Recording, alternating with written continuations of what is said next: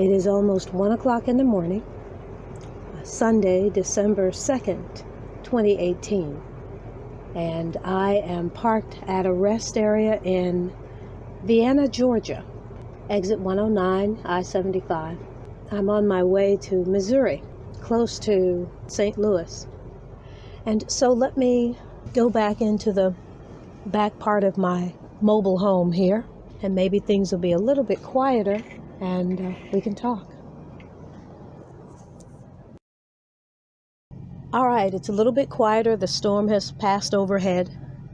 So I want to get this off of my chest quickly because I'm on my 30-minute Department of Transportation break that I have to take. So let me do this quickly. This question I have asked African Americans, and it's made some of them not talk to me again. But here's the question. Who is smarter, the one who manipulates or the one who is manipulated? Obviously, the one who manipulates. So if you are an African American who has charged the white man with being responsible for everything that has gone wrong in your life, then what you have just said is that he has manipulated you and that he's smarter than you. Because the one who manipulates is smarter than the one who is manipulated. Now, if you don't like the answer to that question, then stop giving the white man that much power over your life. Stop assigning all blame to him and take some upon yourself. See, here's a fact that's also hard for African Americans to accept. You lost the game. Your ancestors lost the power game between themselves and white people. Get over that. You're the biggest bunch of sore losers I've ever encountered. Let me tell you what I mean. If two teams play in an athletic contest, the one that wins is the champion. And so that team gets certain perks because they're the champions. Now, my team over here lost the game, which means we don't get the big trophy. We don't get the accolades. We don't get the nice bus, all of that, because we didn't win the game. Now, does that mean that everybody on the white team, the winning team, is better as an athlete than everybody on my team? No. If it's basketball, for instance, I might be better than 3 of the starters over there, as good as one of the starters, and not as good as the 5th starter. But it doesn't matter if I am better than 3 of the starters over there. The fact remains that team beat my team, and so that team is on top this year, this season. That's how I look at this race power struggle on the planet. See, African Americans want to walk around and pretend that Europeans are just so awful because they came to this landmass, this continent, and they exterminated the people who were already here and they took over the territory. Well, that is true. They did that. And that was egregious. That was wrong. That was bad. But the indignation some blacks have over that tells me that they have forgotten or never knew world history. Because the first world powers, as far as I know, as far as my biblical history knowledge goes, tells me that the first world powers were of brown and black peoples. Babylon, Egypt, Assyria, Medo-Persia, these were all world powers of color. And anybody that is a world power got that status because of conquest, because of going into territories, exterminating and enslaving the people who were already there. You don't get to be a world power unless you conquer. And conquer is not pretty, is not beautiful. So let us not go around pretending that Europeans did something our ancestors never did. Another point. Europeans are the minority on the planet.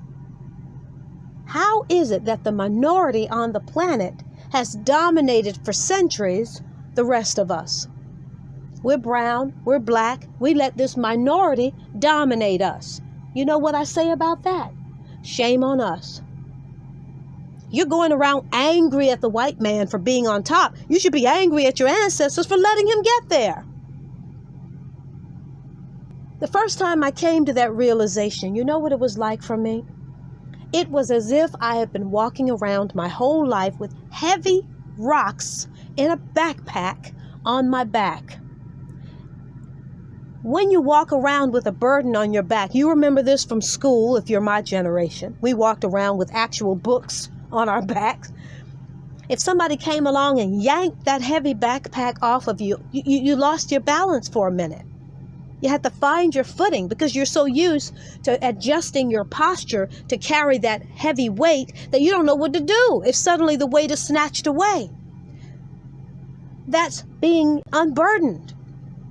And most of us don't know how to be unburdened. Most of us don't know what it's like to walk around not angry at the white man. It's a wonderful, freeing feeling. Because see, here's the thing, Black folks, and I'm talking to Black people because this is my family. It's like this. In history, there have been times when people were captured and enslaved, and when the period of enslavement ended, they were released. They were sent back to the land from which they had been snatched. Now, anybody who is capturing and conquering, they don't have to do that. They don't have to send you back. They don't have to let you stay. Either of those is a choice that the conquering people makes. Well, like it or not, the United States was founded by white people. I always grew up hearing Blacks say, well, this is our land too. We built this country too. No, you didn't. Somebody else used you to build their country. The only country African Americans built is Liberia in West Africa. Now, I didn't say the only country Africans built. I said African Americans. They went back and they created that country. Well, how's that going? If it's really, really doing good, you should expect a lot of African Americans to be going over there. Or you wouldn't expect Liberians to be coming here. The latter is the case. The first is not. Why? Because they know they're in the better place of the two. African Americans know that there won't be very many places on this earth that can compete with the United States for standard of living and for opportunities. One of the most brilliant and beautiful people I know is someone who lives in Europe, in an advanced, fancy country, has been there for over a decade, is one of the most politically knowledgeable people I know, and she cannot vote in that country. As qualified as she is, as upright a person as she is, they won't give her the opportunity to vote. So African Americans know that they're in a good place when they're in this country.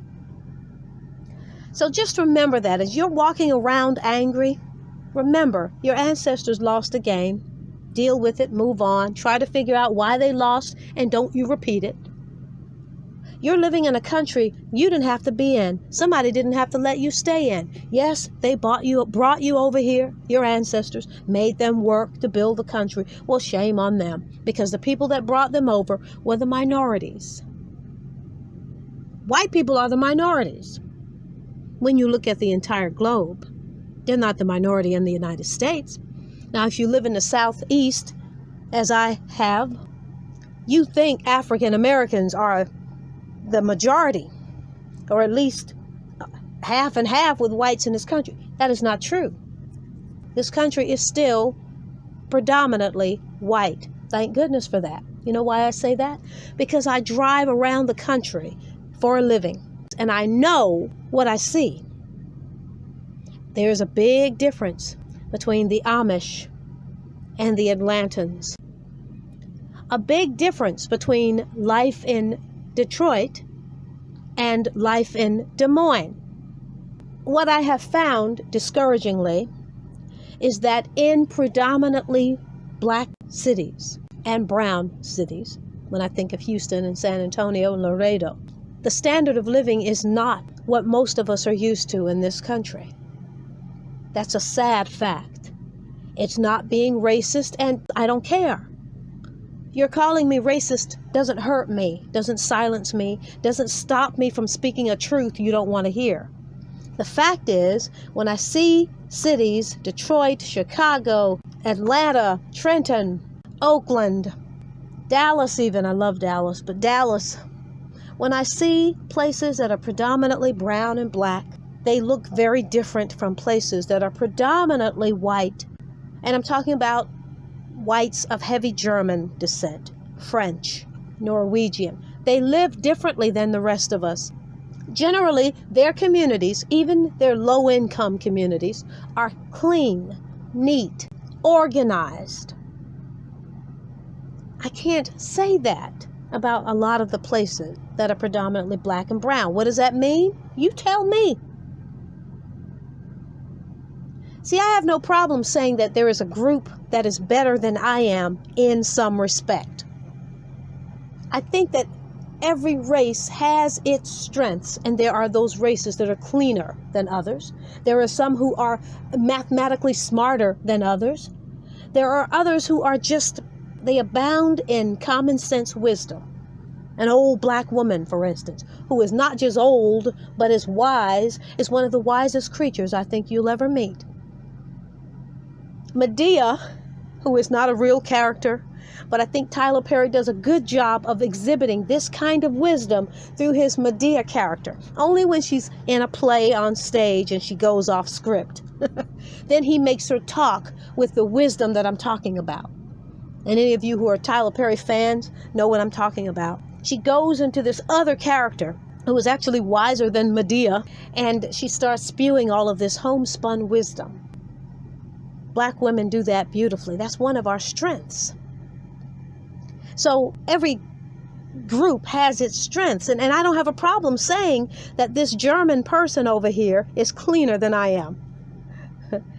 Because I see it when I travel the country. So all of us have to be able to know that it's okay to give somebody else props, to admit that somebody's better than you at something, and it doesn't diminish the value of who you are. So blacks, you've got to stop not admitting that you were outsmarted. Your ancestors were outsmarted. Native Americans, same thing. You were outsmarted by the Europeans. Now, people will say, no, it's not a fact that they're smarter than we are, or that they outsmarted us. It's that they're more evil. Really? In your lifetime and in my lifetime, the Hutus in Rwanda, one African tribe, slaughtered 1 million of the Tutsis, another African tribe. And I think they accomplished this horrible massacre within a 3-month period. You can't get more evil than that. Chopping up your neighbor with machetes, men, women, and children, because you're jealous of what the Belgian government did for them. That's stupid that you would let somebody else cause you to kill your neighbor. When a young man decides to pull out a gun and shoot in the back a 15-year-old girl because this is what his gang expects him to do, that's evil.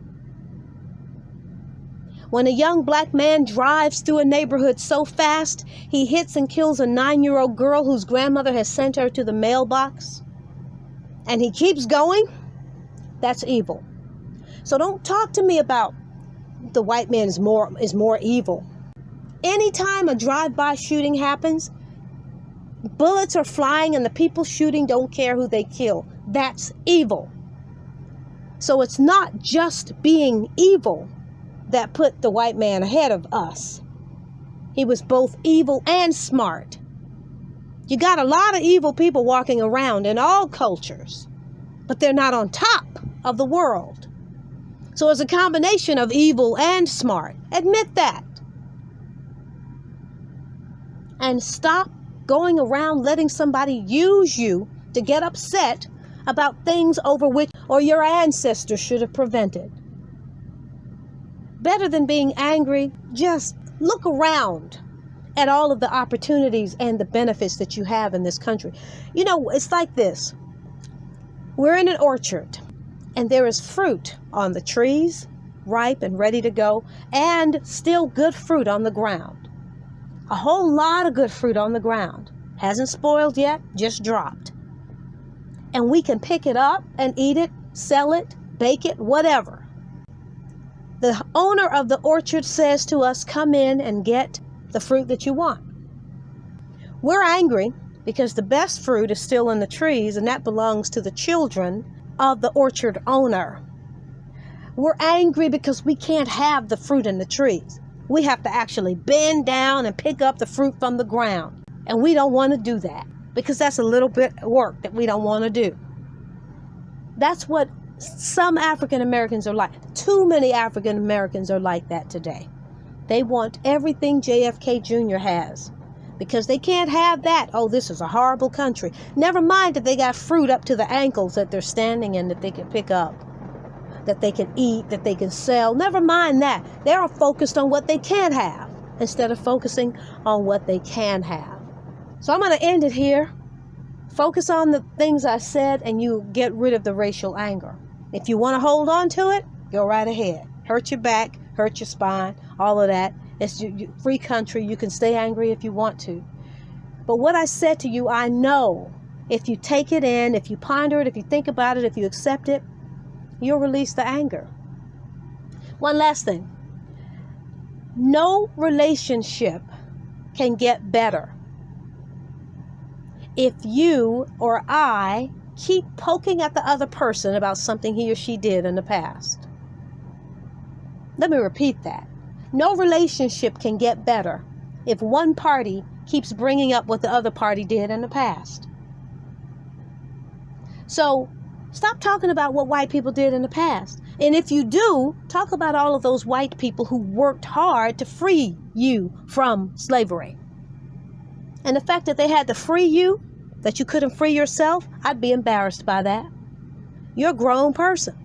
How is it that another grown person has to free you? Think about that.